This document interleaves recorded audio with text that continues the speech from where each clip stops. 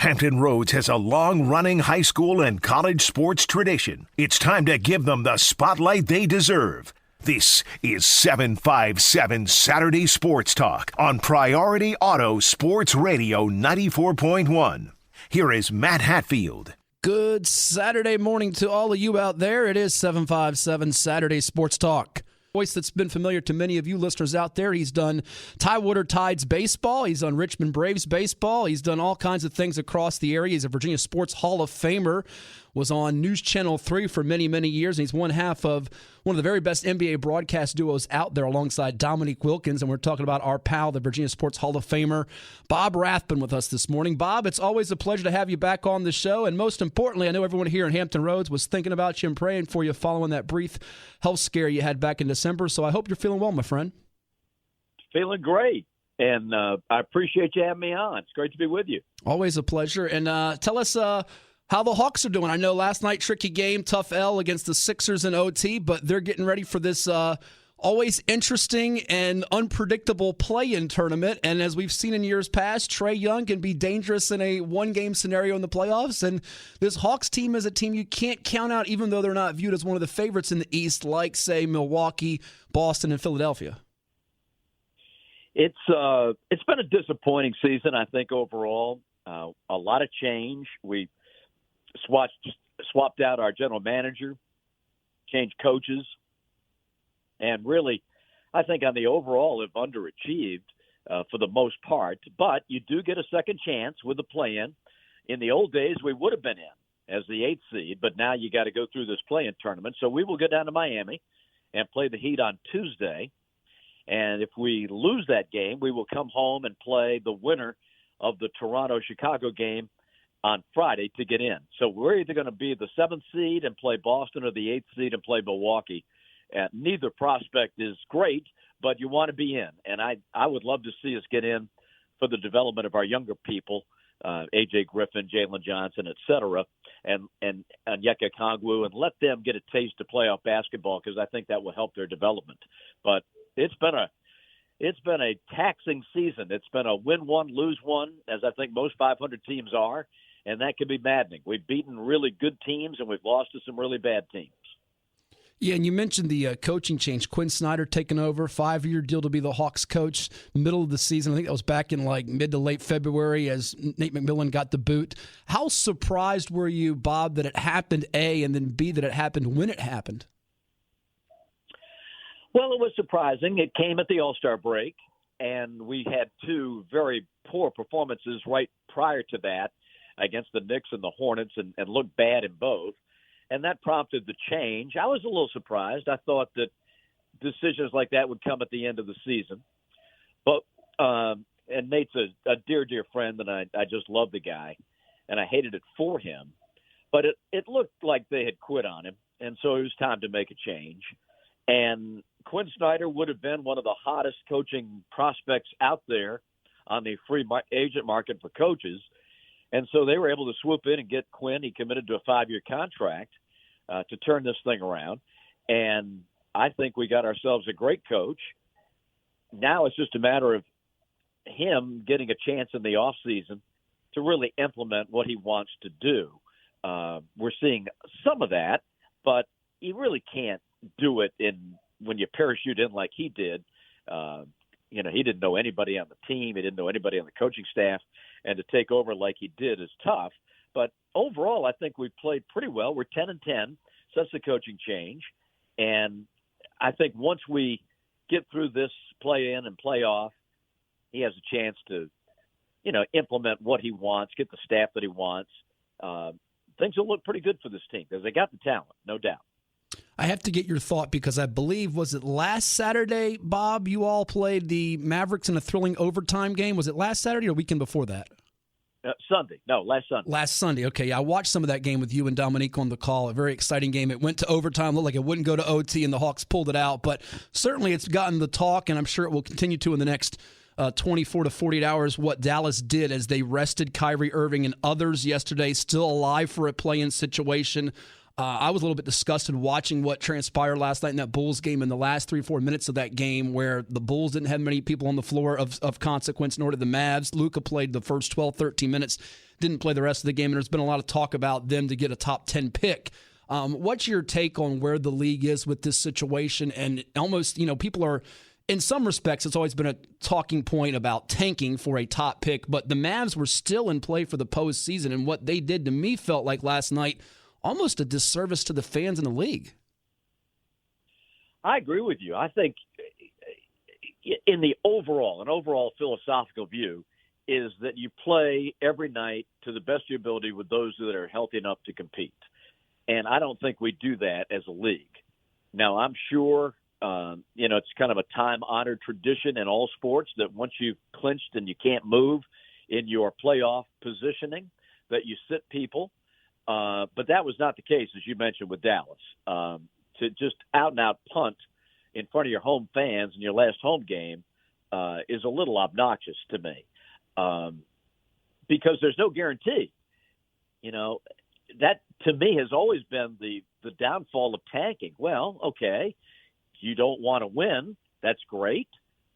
And you tank to get a lottery pick. Well, what if you don't get the number one pick? Because that's the only pick that matters, really, because you can control the draft.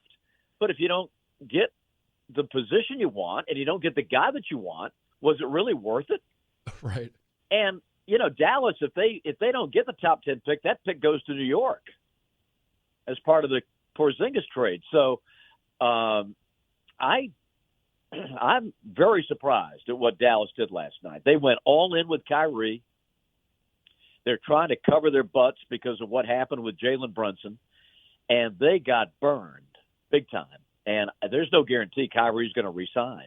So it's a mess over there, and we saw it firsthand here in Atlanta. Yeah, and even if you read some of the comments from Jason Kidd, I mean, it feels like some of these coaches, I'm watching the end of this game last night, Bob, flipping around League Pass, which I enjoy doing a lot on some of these nights where I'm not covering or calling a game or doing something in that regard, and you and Nick, like I said, are two of the best at it, and watched some of that game last weekend, in fact. And I'm sitting there like the coaches look almost helpless because a lot of this, as you well know, and can explain this better to the fans, I think, a lot of the load management and players resting, people point the fingers immediately at the players. And sometimes there are some cases where you can point the finger at these athletes who are making multi-millions of dollars. But oftentimes, these decisions are made up top from the front offices, correct? Oh, there's no question. The word comes down, you will play so-and-so and how many minutes, and this guy will not play, and this guy will not be available. It's an effort from top down. They've got their reasons. I don't understand it. Never have. Never will. I think load management is the biggest fraud that's been perpetuated on the buying public ever in sports. For example, and then we're not talking about Week 18 when you're in the playoffs and you rest guys so they don't get hurt. Mm-hmm. But if I'm a fan of the NFL, and I go see, say, Tampa Bay, I know that unless a guy's leg is broken, Tom Brady's going to be a quarterback on Sunday. Right. Okay? Now, I have no idea who's playing in an NBA game. And I think that is a very bad PR move for the league, for the fans, for your TV partners, for your sponsors, that guys just don't want to play. It's almost like we've seen a shift in the perception of what's acceptable. Back when Neek played, and you referenced Neek on the broadcast as my partner, when he played, it was a badge of honor to play all 82 games. Nobody wanted to miss a game. They didn't want to miss a minute. They wanted to play every game, and they wanted to play all the minutes. We've seen a shift now to where it's a badge of honor to not play. How many games can I sit out and still get all my money? How many games can I take off when I'm really not hurt? How many times can I let the team down? Like Jimmy Butler, he's going to play 60 games no matter what down in Miami. He's going to miss 22. We just don't know which 22 he's going to miss Mm-hmm. because he'll show up and say, my knee hurts and my back hurts and I'm not playing tonight. And I just think that is a bad business model for your fans. Now, if you look at the attendance and you look at the TV ratings, et cetera, you have to surmise that it's really not that big a factor. Attendance is at an all-time high. Interest is at an all-time high. Competition's at an all-time high. But those of us who watch it nightly, see how disappointed the fans are in the building when the players they came to watch don't play. And I think it's a problem.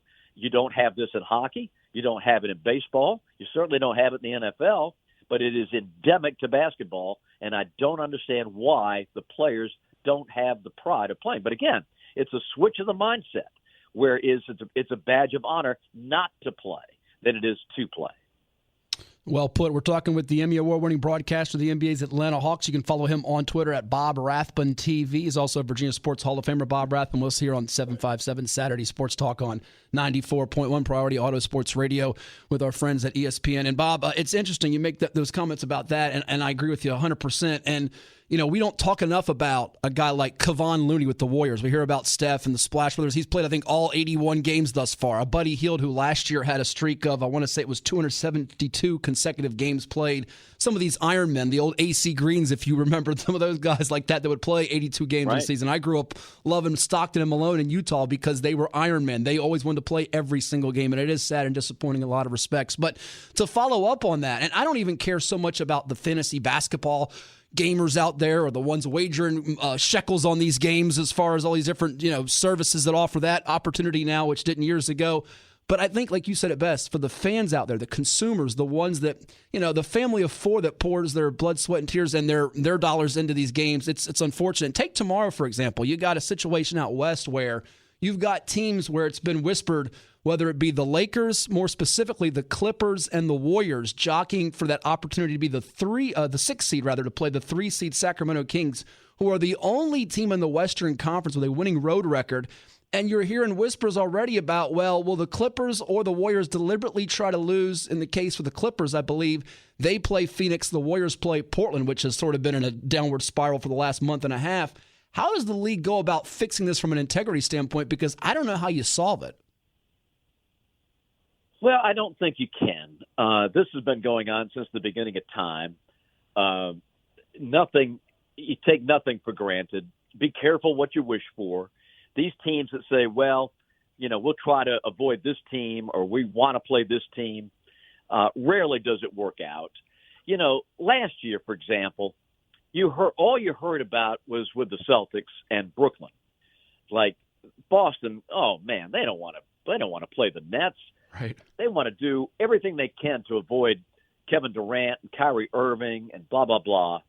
That was a 4-game sweep in Boston's favor. I mean, this stuff gets talked about and parsed out. You play who's in front of you. Now, are matchups important in the playoffs? Absolutely. And if you've got a team that's strong where you're weak, it can be a problem. And that has been ever thus in the NBA playoffs.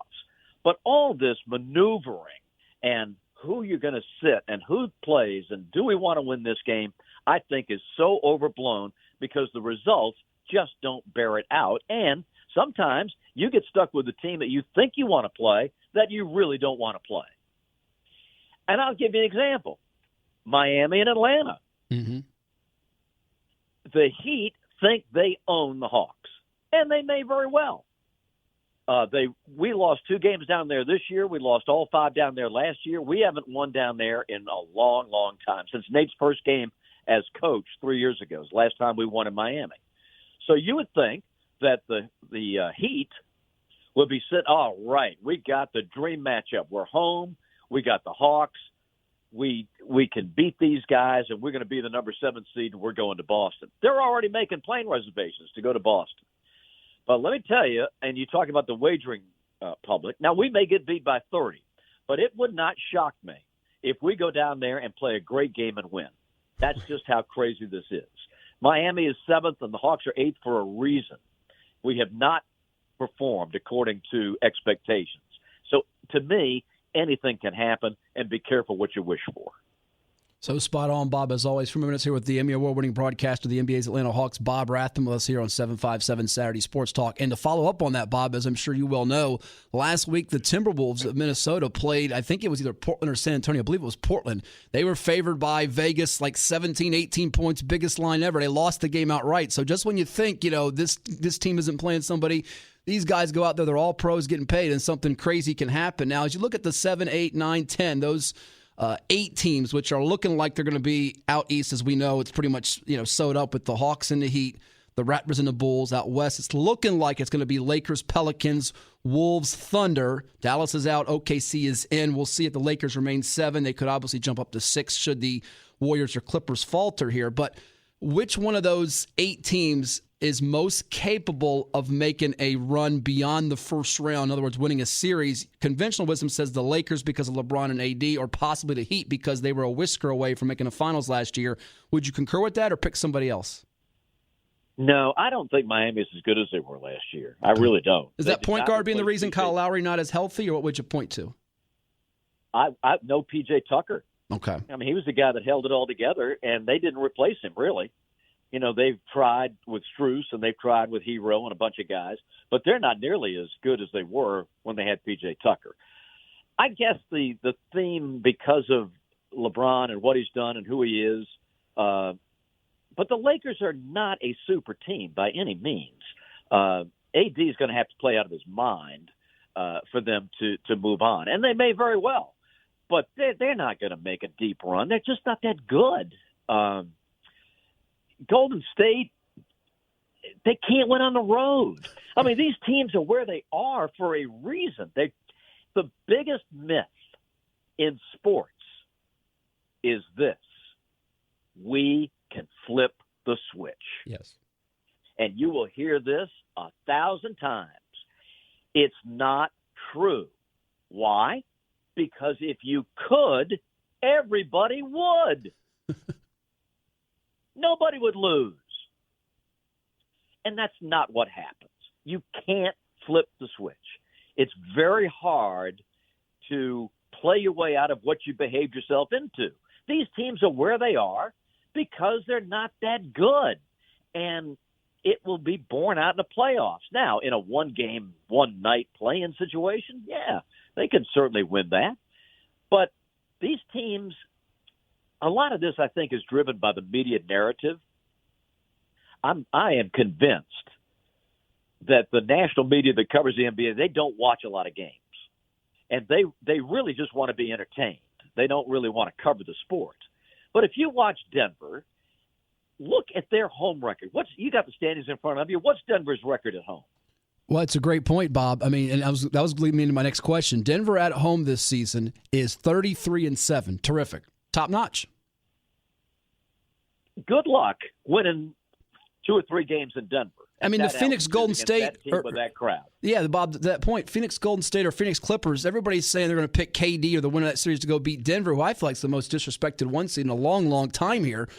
Maybe since the Hawks a few years back or the Raptors a few years back, and I know they didn't get to the finals, but they got Jokic, a 2-time MVP. They got Murray. They got Porter and Gordon. Their shooting's not bad with Kentavious Caldwell-Pope. You got Bruce Brown. And you know this because you've covered the league for so long.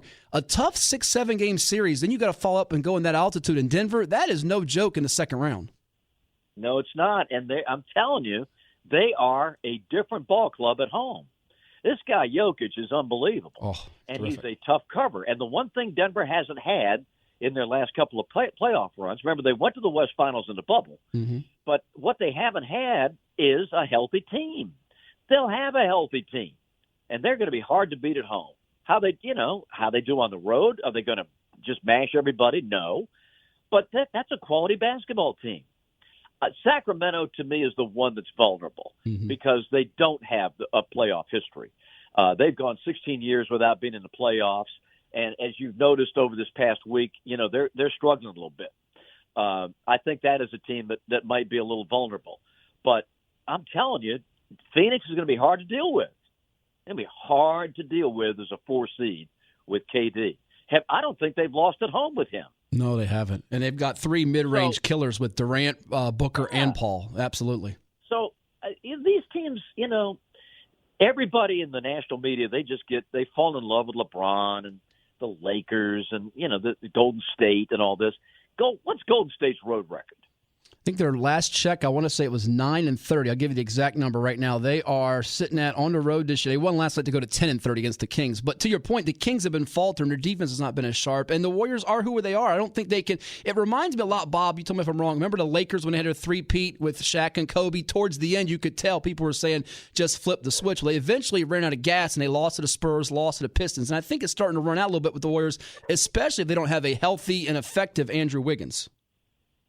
No question. And you cannot be a championship contender with a 10-30 road record.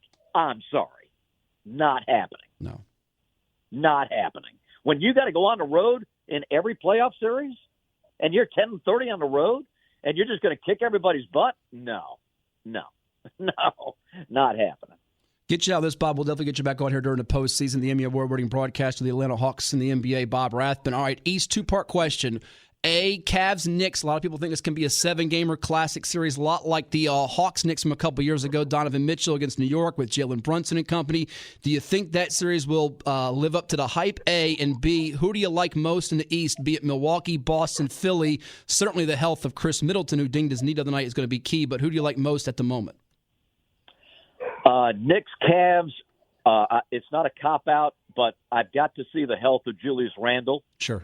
If his ankle is a problem, then I think the Knicks are in trouble. I think the Knicks might be in a little trouble anyway, but if they don't have Randle, that's going to be a tough series. Number 2, I think Milwaukee is the team to beat. I have felt that all season. We've played them 2 in Abu Dhabi and 4 in the regular year, so we've seen them 6 times. That's a quality team. I agree with you about Middleton. He's got to be healthy. He's sort of the X factor. If they don't have him, they're a little weaker. But still, they got the big boy, and he can dominate a game and dominate a playoff game. I think Milwaukee is the team to beat. Yeah, and I don't think people realize. Everybody knows about how great the Greek freak Giannis Antetokounmpo is, but Drew Holiday is an elite guard. People that don't realize it yet are going to find out, I think, in this postseason. Well, enjoy the travels to the Sunshine State for the play-in. Bob Rathbun, the Virginia Sports Hall of Famer. Always a pleasure, my friend, and we'll talk again soon. All right, buddy. Appreciate you. Thank you, Bob. That is the one and only Bob Rathbun, who's always got great insight about the NBA. How sharp is he?